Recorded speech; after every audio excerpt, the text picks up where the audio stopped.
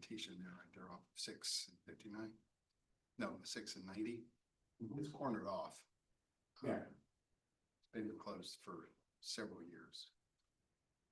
Did a tour, did a ghost tour about 20 years ago, before they closed that off. Yeah, someone from the airport, or the prison, he escorted us around, took us into that cemetery. You sit on this side. Yeah. For neat things. That was pretty neat. Some of the headstones were descriptive in that some of the inmates who had escaped were caught by alligators. Yeah, That's why that's they're good. there. Like, oh, okay. They don't discriminate. No. Food. Well, in the interest of time, it's 5:30. I'm going to be calling to order the Independent Ethics Review Board on Wednesday, January 7th, 2026. Do we have anyone signed up for comment? No, Chair, we do not. Great. So let's move on to the minutes. Consideration of and action on the approval of minutes from the October 15th meeting. Are there any changes, modifications? Motion to approve. I'll second. All in favor to approve the minutes? Minutes approved. All right, so I would propose, if anyone is not objected to, if we could actually look at the workshop so that we can make sure that we get to that, make sure that's completed before we review our articles of interest. There's some very interesting articles that may prompt a robust discussion. So in that interest, and they may not, but just to make sure that we complete that business, if we could look at the revisions to the code of ethics, and it is on page. The last page of the. Yes, I was going to say 49 and 50, but 50 actually has the Change. red line versions. If you recall, we had a fairly robust conversation or discussion around penalties and sanctions for violations should somebody be found guilty of a complaint against the code of ethics. E now reads we included a civil fine not to exceed $5,000 per violation. So that's not a flat cap at 5,000, it's per violation that is found, inclusive of repayment of total economic gain received or sought as a result of the violation and or reimbursement of reasonable legal costs incurred in connection with the enforcement of this article, provided, however, that such reimbursement does not exceed any monetary penalty imposed. So just to ask a question then on the E, is that saying that the max from reimbursement of legal costs would be no more than $5,000? That's the way I interpret it. Okay, I wanted to make sure. And then the F is the repayment of whatever they thought they were gonna get in terms of their gain, yes? That's my interpretation. Meredith, That was the intent when I drafted it, yes. If you want language cleanup, I'm more than happy to do that to clarify. I'm just making sure I understood. Now, this hasn't been brought to city council yet. Yeah. But if it's not clear, I would like it to be clear. So you have to give us back all the money, Yes.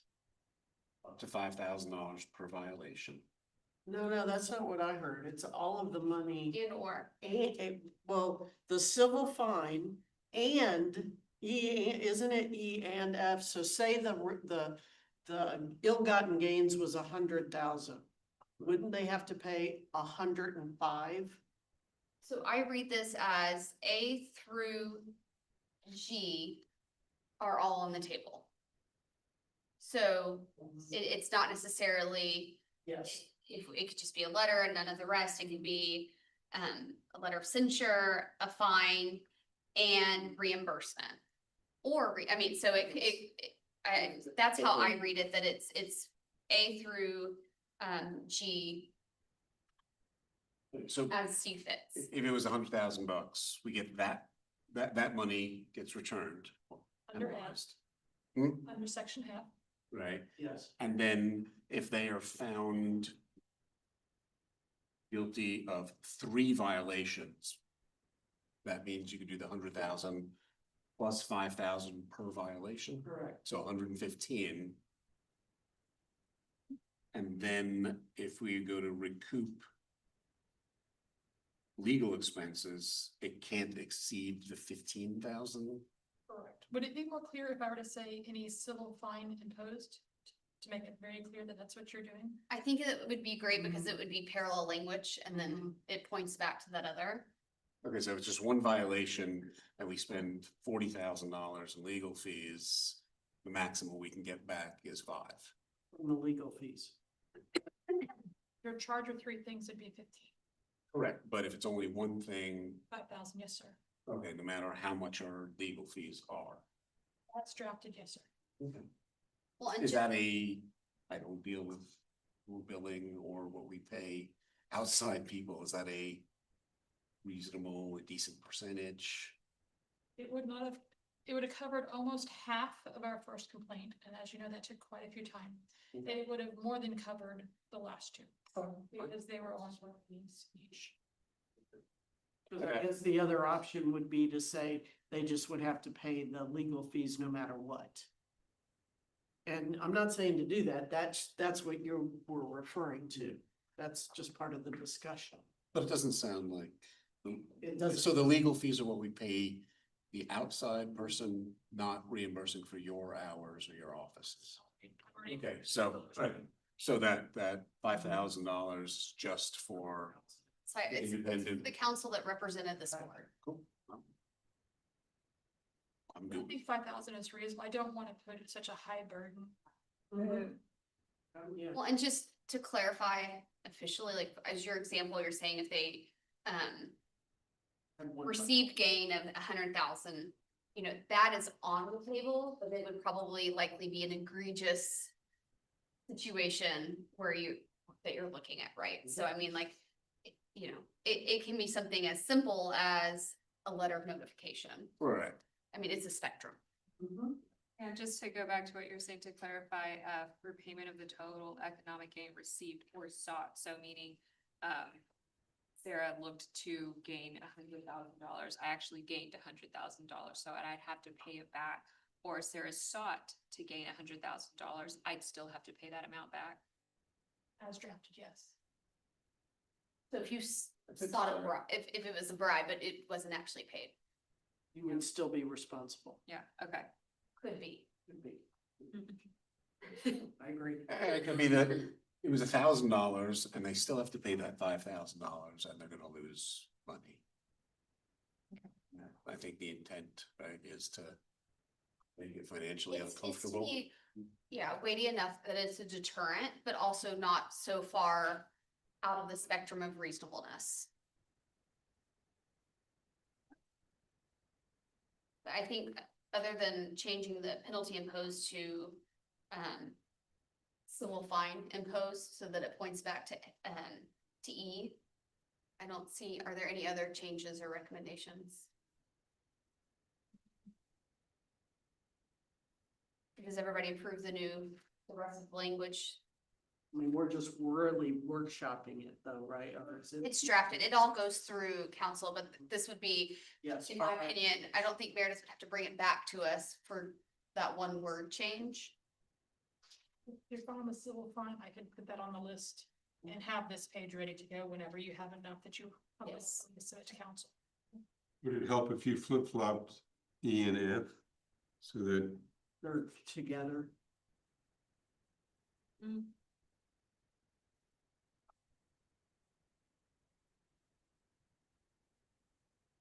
I could do that. I'm asking? That makes sense to me. I like them grouped together.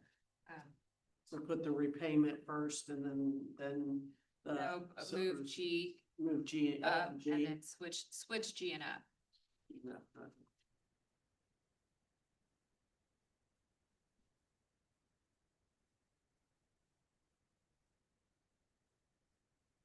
I like it. So it's E, G, F.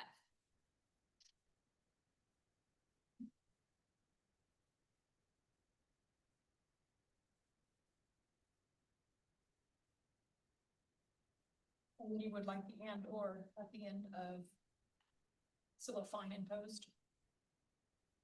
Just to make sure. Yes. The current G, but it will no longer. The new G.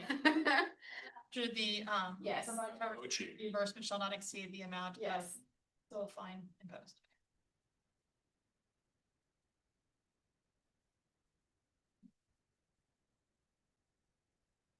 Any other changes? Are we all comfortable with that new language?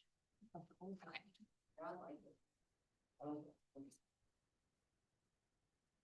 right, great. So now we can move on to the articles of interest. And I really appreciate y'all putting the code with the articles. That was very helpful from a review standpoint. So our first article, is a throwback. Meredith graciously put a tickler and, we have finality around that one. And so if you recall, there was allegations against, a council member, that she demanded payment for rezoning in exchange for rezoning and payment to a fund, a community fund in exchange for support to get the rezoning passed through. We've already discussed at length last time, but we did want to follow up because the board did dismiss it. Because from my understanding or my interpretation of the article, it was a two-party discussion and without substance document. And so absence of something in writing or some evidence to support, it kind of became a two-party discussion. Go ahead. Oh, you look like you had something to add. Settling in. No, so I mean, I think that's fair in that sense because you become two parties and it's just, he said this, she said that. They did mention that they discredited the person who filed the complaint because some things that he had said became perceived untruthful. So it discredited his complaint. But I think it's difficult, and that's one of the reasons that we ask for the evidence in our complaint that supports your claim, because without it, it just becomes, two parties discussing and disagreeing with facts. Any other comments on this follow-up from last time? The board did dismiss it. If this happened here, would this warrant us doing anything about the complainant? If we determine that it was a false allegation? You mean against So the Moses? complainant, right, so the complainant is, determined that he was not truthful, that his file false allegation. To me, based on how I read the article in this instance, it does not definitively prove that he was untruthful, that it was intentionally punitive and false, or that could become another issue. It seems like we couldn't prove it either way. So I think that It just means you're not. we didn't have enough evidence to, and the only thing that left me with that was the very end where it said, she had a large crowd of supporters all wearing the same shirt on a chartered bus. Like, can we go back and read sorry, rewinding? Do they have pom-poms? Yeah. Signs, professional signs made up. So that was the only thing that like, okay, well. I did read that and I pictured the hearing that we conducted in, a room of this size. And I thought what that must have logistically looked like. Such a large party. But that, and unfortunately, isn't under the purview of the Code of Ethics, and it is open to all parties, so. The optics just look questionable. But we require evidence, and so there really wasn't any definitive evidence. Yeah, I mean, if he had had the true recording of the call. Yes.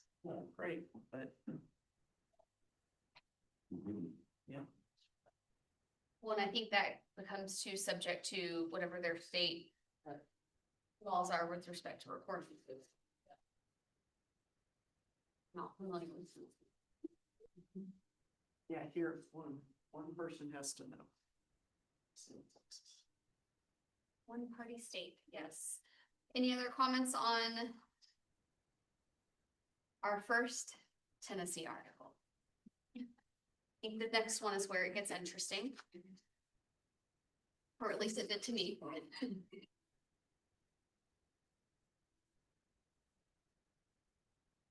Okay, so how I approach this and like went through the discussion, I'm kind of one of those, I like to get through the narrative and to the complaint. So if we wanted to look first at the complaint, that's okay. So it says, Metropolitan Clerk, and I'm not reading the whole thing, but we hereby file this formal ethics complaint against council member Roland Horton. Are we saying Roland or Roland? Roland Horton, elected official of the Metropolitan Government of Nashville and Davidson County.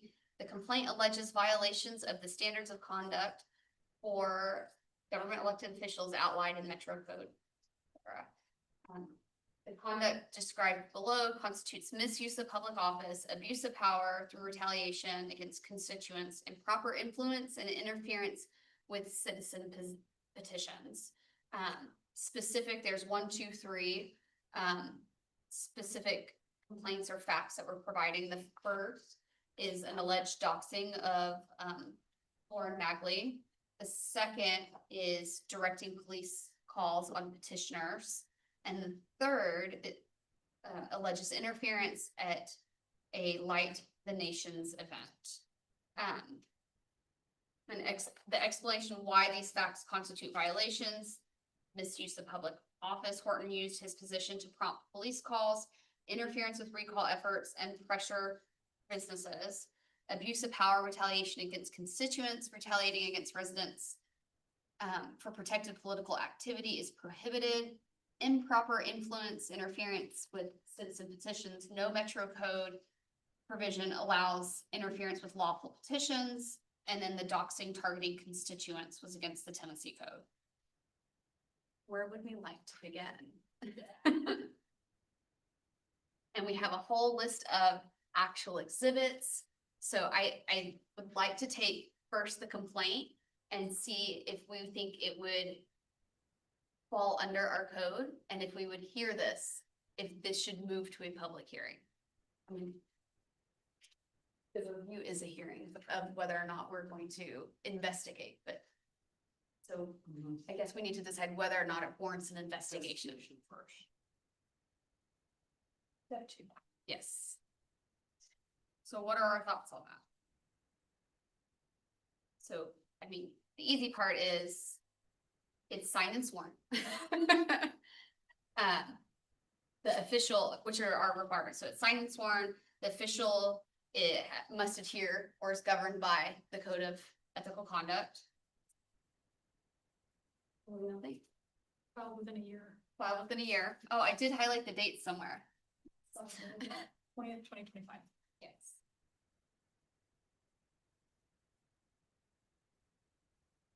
So initial thoughts if we were reviewing this, does this warrant an investigation?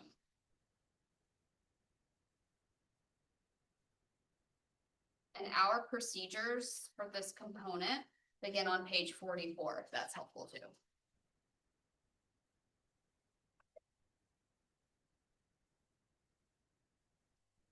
So our first step would be dismiss as frivolous, dismiss because the conduct was taken under good faith reliance on a formal written opinion. There's a formal written opinion submitted, and or should it be investigated? Is the first step.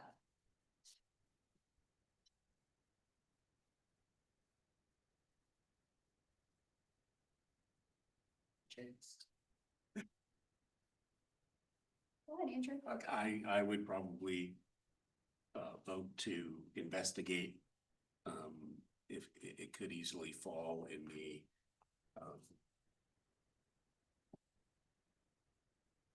less appealing behavior. It violates that impropriety, appearance of The ethical value side of things. that you might not have broken the law, but you certainly didn't behave the way you should have.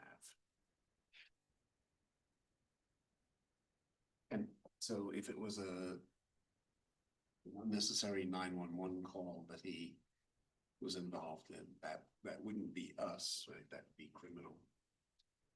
Use of 911, that'd be a criminal charge. That would not be responsible stewards of the taxpayers' resource.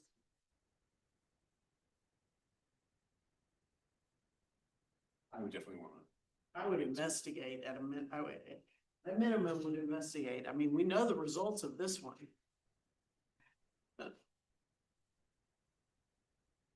I mean, on the section, the ethical value, section 272, B4, that right there, warrants an investigation.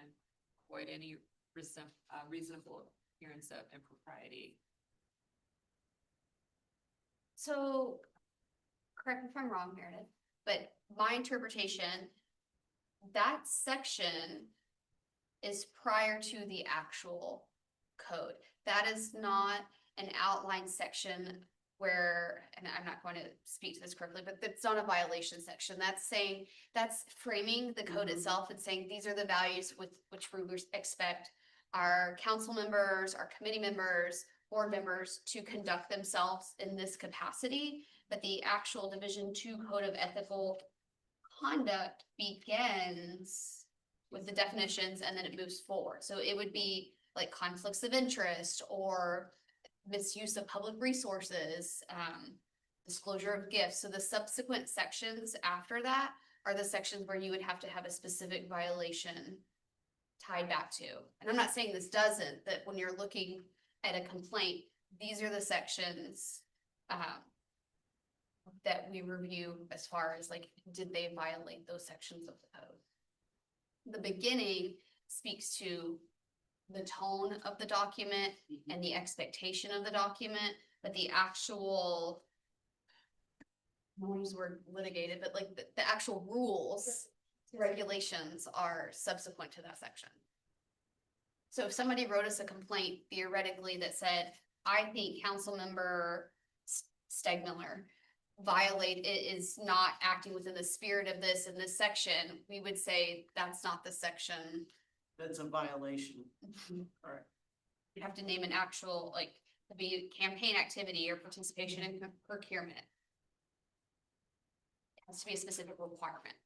At least as it's written right now. Yes, ma'am. And if you wanted to change that, that is something we can. For example, we don't have anything around doxing. We don't have that kind of thing. I'm not saying to necessarily add it. I'm just saying that's the kind Legal of. though, right? So we And that doesn't- didn't talk about.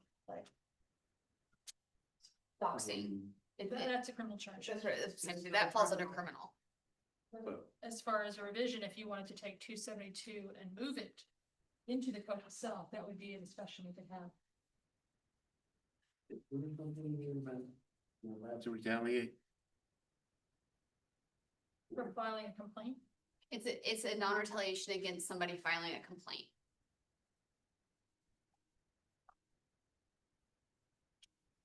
And by doxing that lady.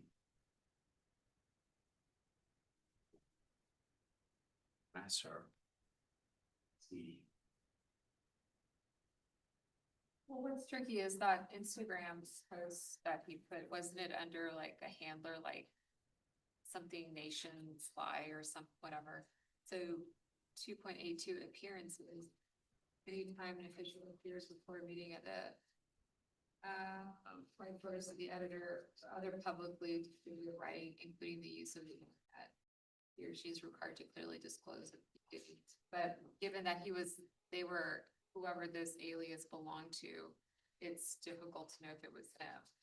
That they were determined it was him. Mhm. Right, so on that basis, you could say, you know, we need to investigate whether or not this applies to 282. 273. C. Certainly doesn't promote public confidence in integrity or city governance. Except it's still beforehand, Before the code itself. before the code itself, so. It's a value statement. mhm. 2-84 restrictions on political activity. Candidates that's not knowingly, or official or candidate that's not knowingly request. That any city employee participate or not participate in any political activity. Contribution, oh, okay, I wrote that as, distribution, whenever they were doing the recall.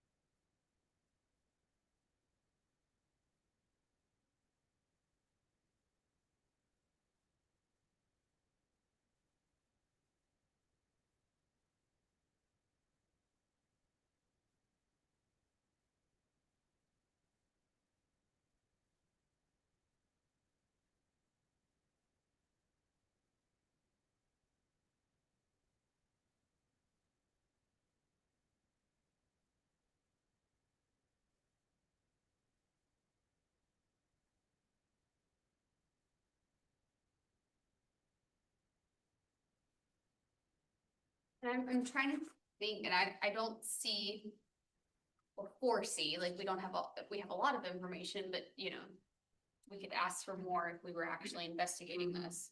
But I don't foresee, like, the misuse or disclosure of official information. I was trying to think, is there something that, like, he was privy to with respect to, the recall, but all of that's in the public, you know, so that's not like confidential information or anything of that nature. Well, directing police, the petitioners, any citizen can do that. Mhm. So it's not that he was using special role. privilege, his role.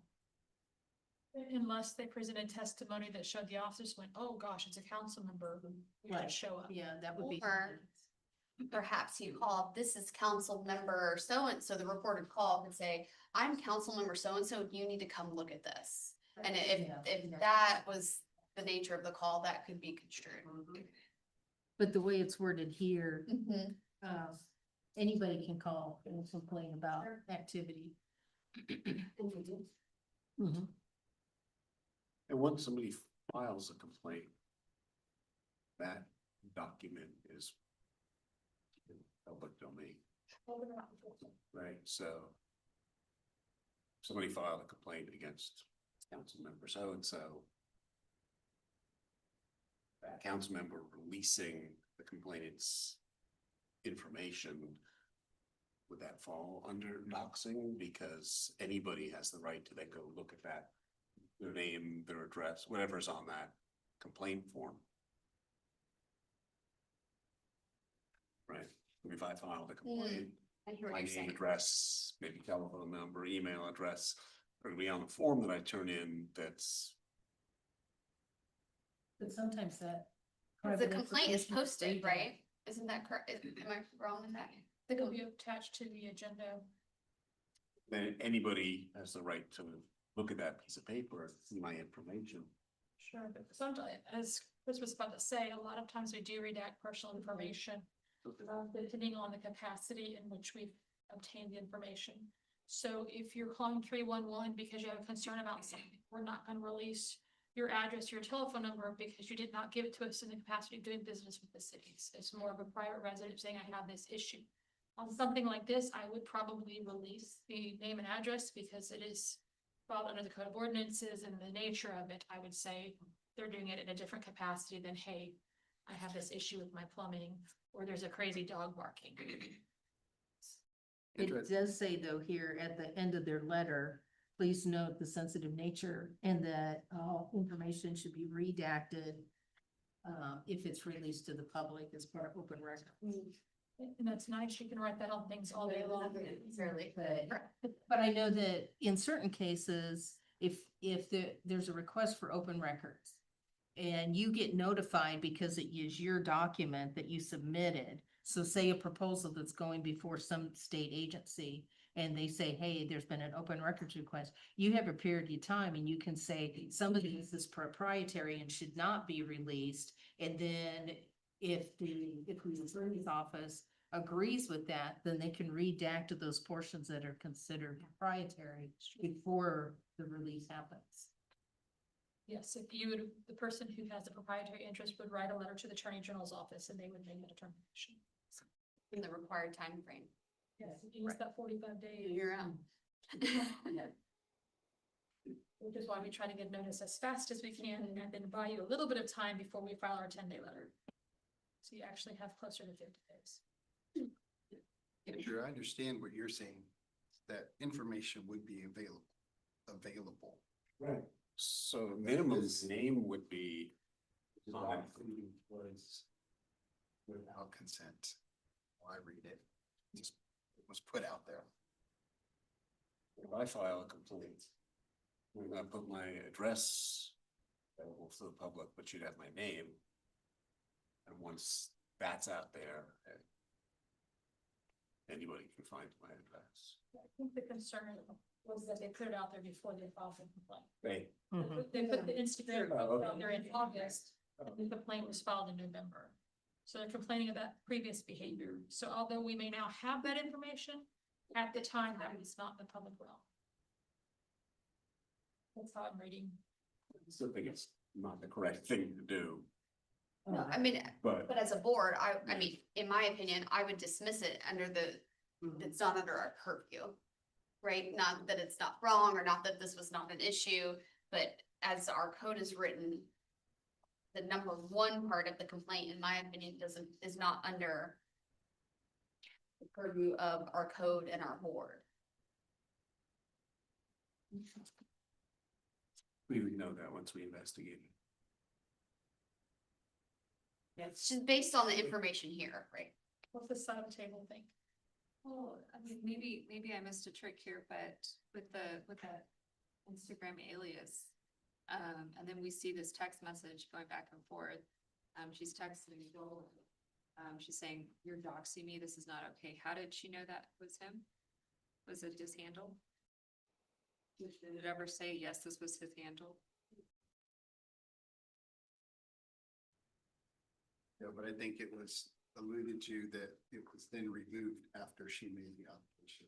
Okay. And she kind of goes back and thinks it was him, so she thought it was him. That would, In the that would be EA. something we would try to request. Yeah. And it didn't, it said that the board was unable to subpoena. Never get that. Yeah, I was about to ask, like, how would that work in practice? How if Sarah has an alias, and how would the city of You Sugar Land need a ever? criminal subpoena to do that, y'all would never have the authority. And even then, it's pretty hard to get a judge, that is a pretty high charge for a judge to issue a subpoena to a social media account to try to get that.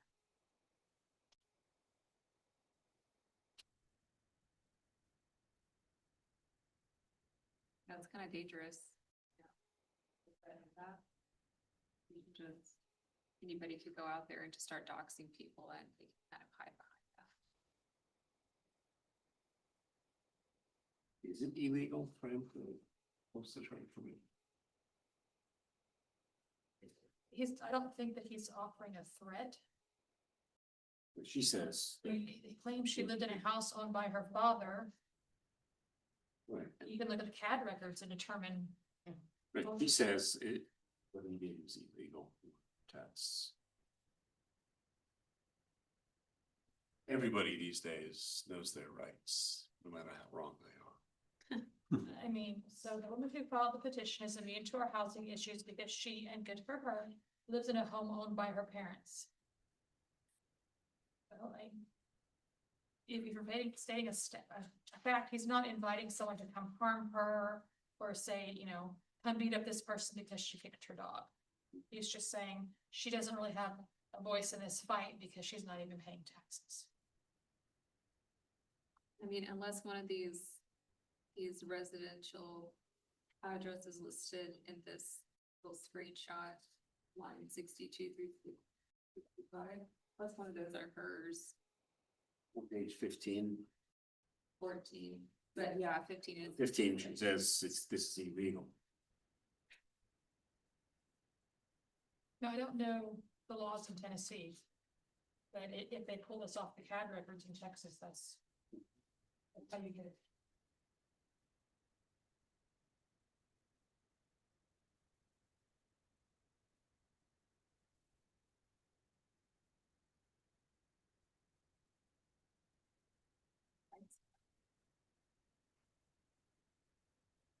So based on our code, this would be dismissed.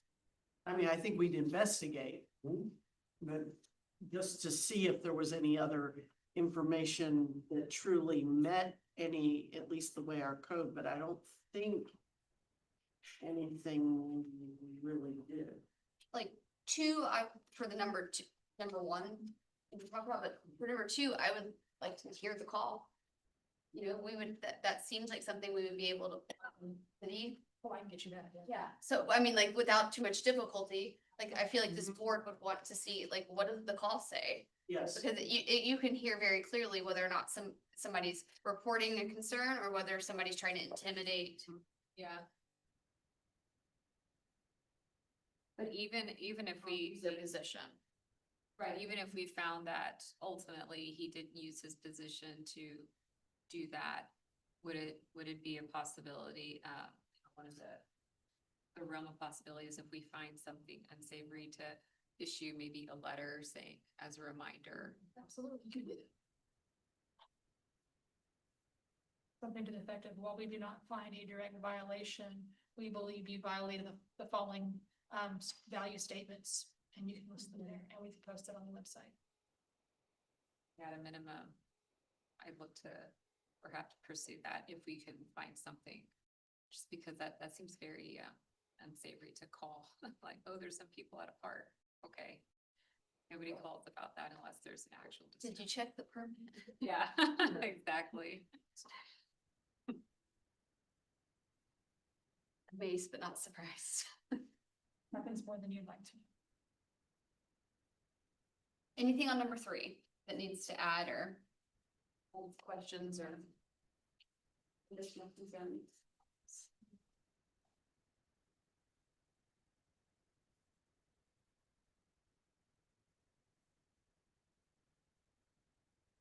Or other information you'd want to see to better clarify?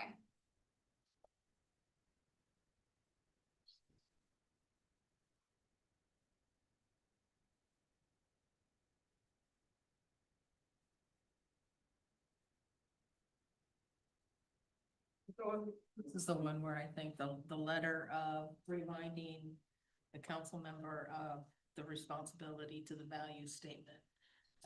With some of the intimidation tactics that they were using here would be beneficial. Where do you think like intimidation would fall under? Or would it?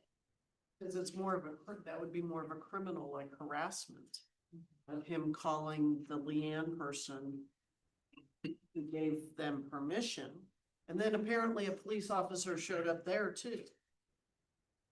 Right? And when the individual asked him to stop texting and he did. Right. But I don't see anything in our sections under the code itself that it was a direct violation. Right.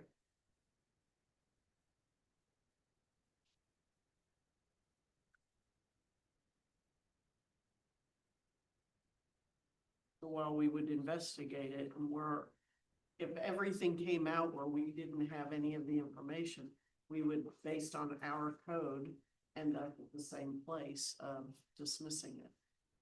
At least that's how I'm understanding, unless we chose to change something in the code to move a value section or something like that into. Or add another provision to Yes. address something that was, if you see a hole in our code, which is one of the reasons why we go over these, because we go, wow. You know, who dreamed of that one? And then, But to your point, the letter, if we were to do a letter in this situation, reminding them of the value statement, that's still made public. I mean, now they would have the opportunity to clear their name, so to speak. There's provisions for that, right? But it would I think there would just be enough of a oomph behind it to say, oh, I don't want that out there, we know. Put on notice, right? Like it would Yeah. put them on notice, like, Exactly. you know, Mhm. we've been made aware of these things, this complaint has been dismissed. As a reminder, we expect people that represent the city of Sugar Land to conduct themselves in accordance with these value statements. So is that, that is something that this board, we can send that kind of letter to the official, even though we may dismiss? I think under 2-101, you could send a letter of admonition. Yes. So, I mean, it says when the violation is minor has been unintentional. But I think you could still say, you know, we're issuing you this letter or our order. We did not find an actual violation, but we do, of the code itself, but we think it's a violation of our value, the following value statements, and you could write, you know, that, and we would post it on, the ethics webpage. At the end of the day, if you order me to do this, I do this. Mhm. So if that's your conclusion, we'll post it. While we're looking at 101. E. We'll change that. Okay, so this is the current, This is our code. The draft changes are in the other section of the. I went out of order, so we theoretically shouldn't have looked at that yet. You can blame me, Andrew, it's my fault.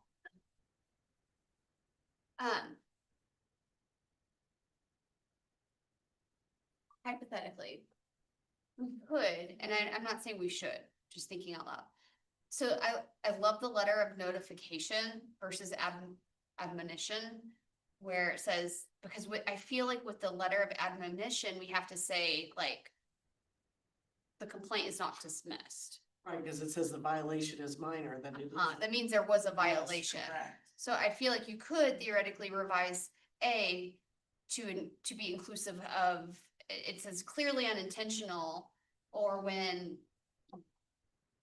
it's not on city opinion. I'm just trying to think of a third circumstance of, violation of policy. or value, yeah. Mhm. So it's like a three then, instead of just this or that, it's like this or, Right.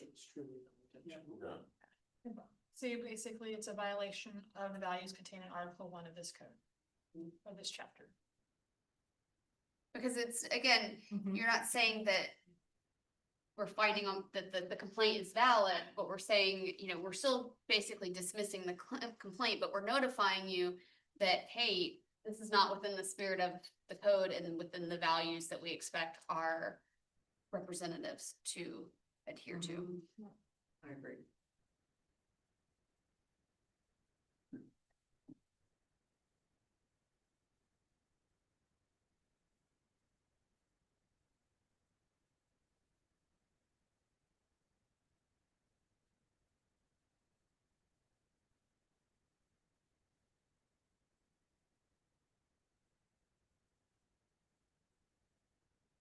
Unintended, Mary, but what is the value of keeping the values outside the code? That's just what, every time we've done a revision, what y'all have preferred. Well, and I think it also comes from a council preference too, right? Yes. So And then we have all 5 new ones, so. 5 new ones, yes. So I could 4 new ones. to argue both sides of it, right? It would be helpful if this were in the meat, because then some of these gray areas you could, you know, highlight that. To that end, that opens the door for lots of gray areas.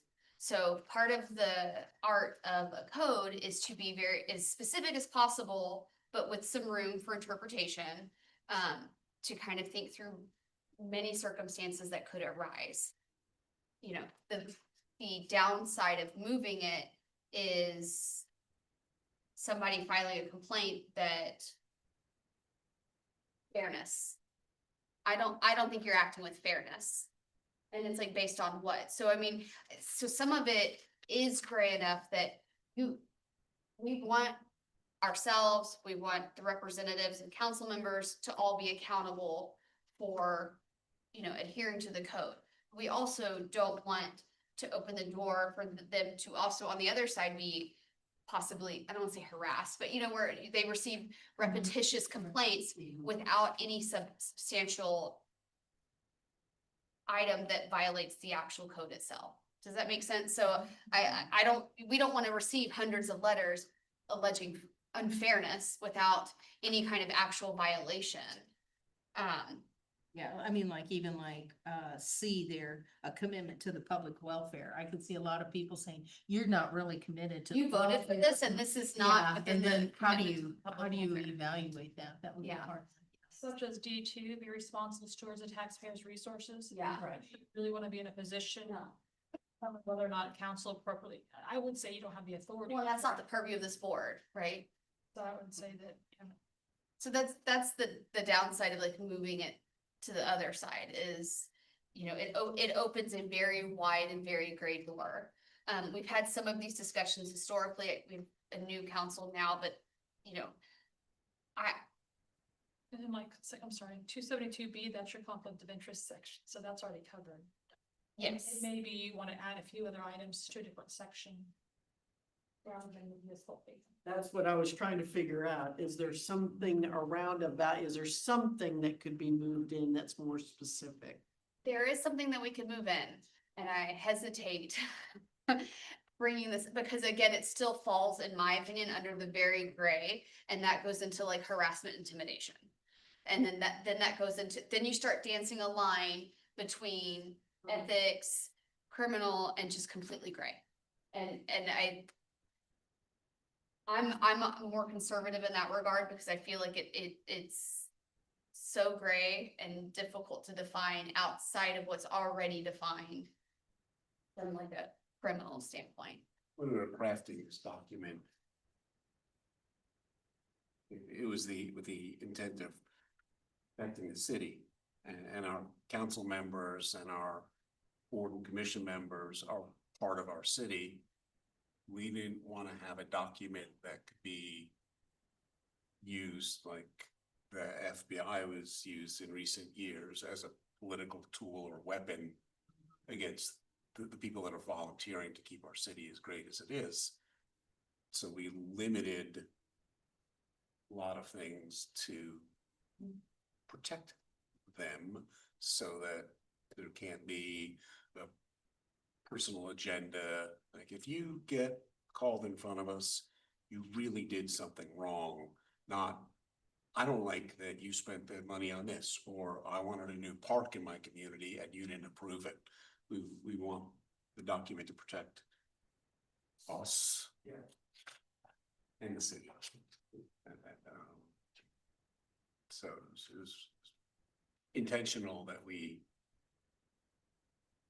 kept some things out. What is your legal expertise? Advice? My advice would be to try to keep subjective and objective separate.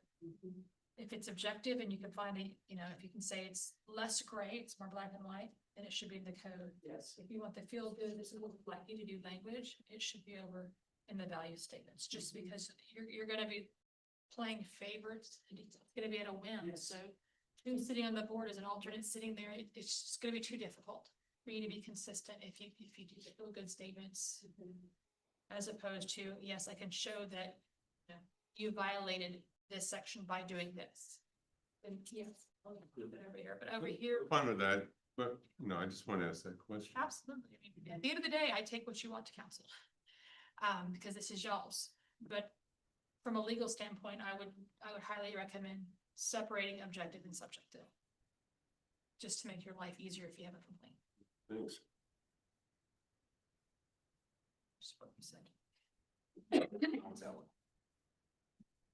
But I don't have all those initials, Meaning? yeah. You wanna go to city council and protest on their signs or say things that you have as a board or council member, you go for it. But leave your opinion and your feelings on one side of the document and an actual behavior on the other side. Well, and to Meredith's point, think about when we go through these articles and even when we've had things arise in the past, it goes back to what does this say? You know, and we very often, and that's why we have some revisions and that historically, but you know, what does the complaint say? What does the code say? And we try to be very clear on this does or does not say, you know, what happened or is not okay. So I think being very clear on the objective part is helpful from a board standpoint. We also take emotions out. People are not filing Yes. complaints. You know, they're very defensive if a complaint is filed against them. It's an emotional thing for them. It's embarrassing for them. So you would like to make it as easy for you as possible by saying, this is the box that we're looking at, not, you know, Well, when I was how on big are the your tiers compared to, judge oversight committee, if we were gonna cite them, we had to say what part of the code Right. that we were saying specifically. So it's the same kind of thing. Yeah, that is required in our Exactly. process. And so, just as you said, you want it very clear and as black and white as possible. you may not like the behavior, Right. but is that behavior punishable?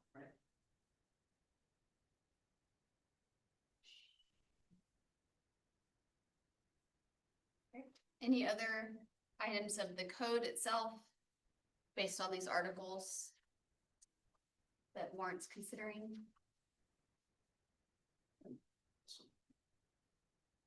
Because city council is the group who approves these changes. They have a very focused opinion that the documents specifically created towards them. We regularly have to remind them. Like, we are covered by this document just as much as they are. We could get held responsible, should you have a complaint filed against us too. They're a lot more So- public than we are, though. Oh, absolutely. And so it always appears to them as if we're creating a document specifically against them.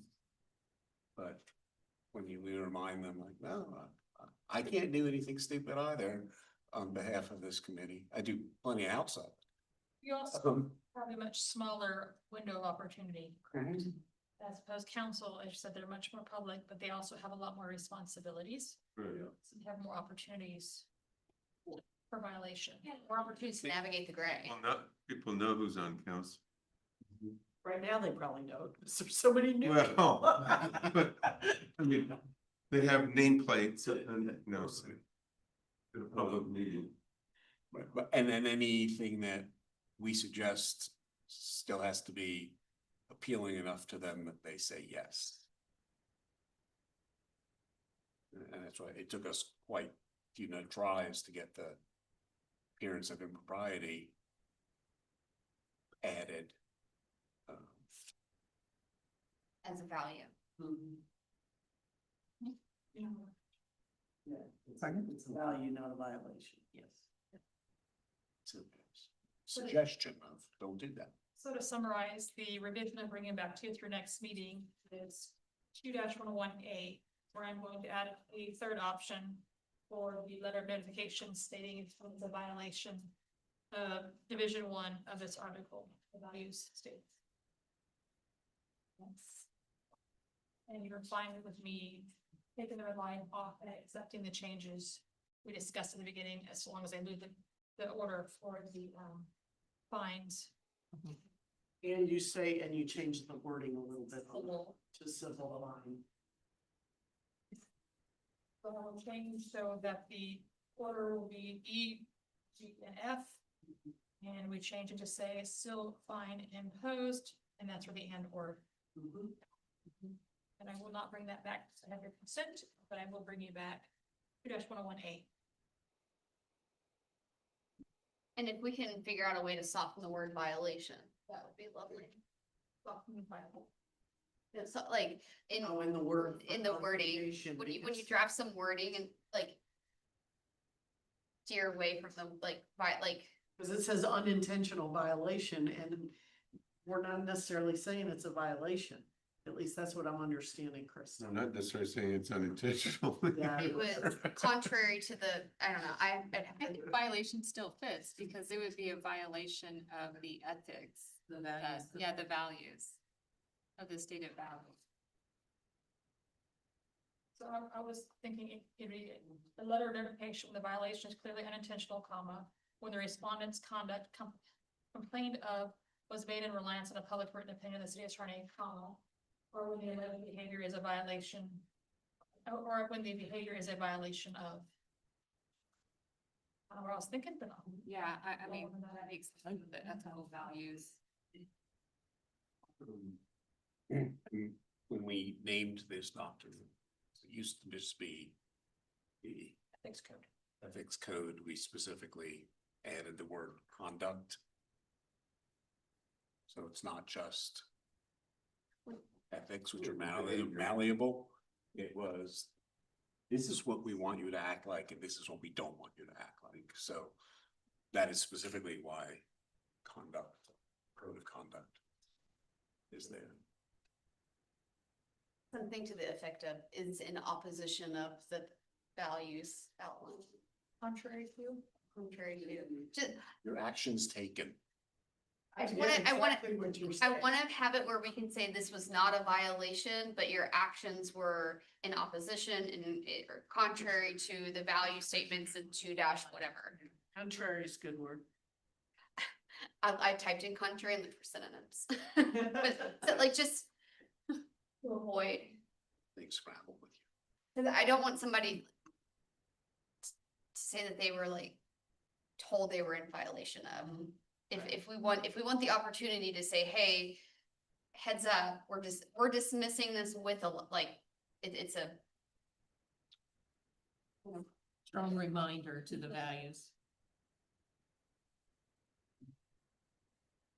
Neutral zone infraction. We think you violated. We could also require them to be retrained in code of Ethics. ethics. And Meredith's training again. She has time to do that. Well, you know, it's funny you say that, because that is also something that on the judge stuff that we would do is we would send them to judge school. When they were, you know, you gotta go to remedial judge school because you're not doing things the way you're supposed to. Like a ticket. Yeah, that's what they would get as part of a sanction, even if it was a really low level, but that would be it, is they. Yeah, it's kind of, yeah. Well, in the state of Texas, not all judges have to have a law degree or even a degree. JPs, Right, justice of the peace is done. municipal court. Yeah, if you're an attorney and you've got any violation, even if it's failure to pay dues on time, you have to take an ethics course. In addition to your 3 hours every year. It's just like a freebie, just hand it out.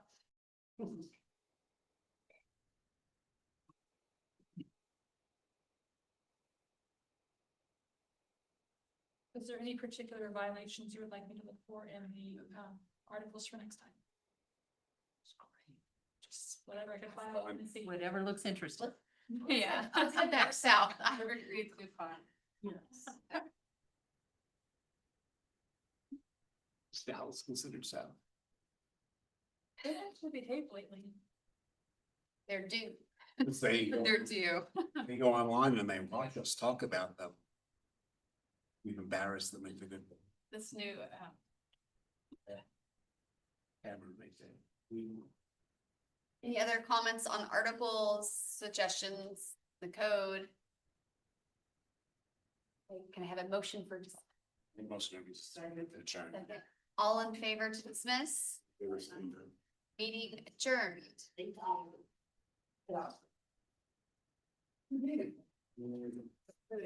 Articles. Yeah, always. Yeah, so it's Non-national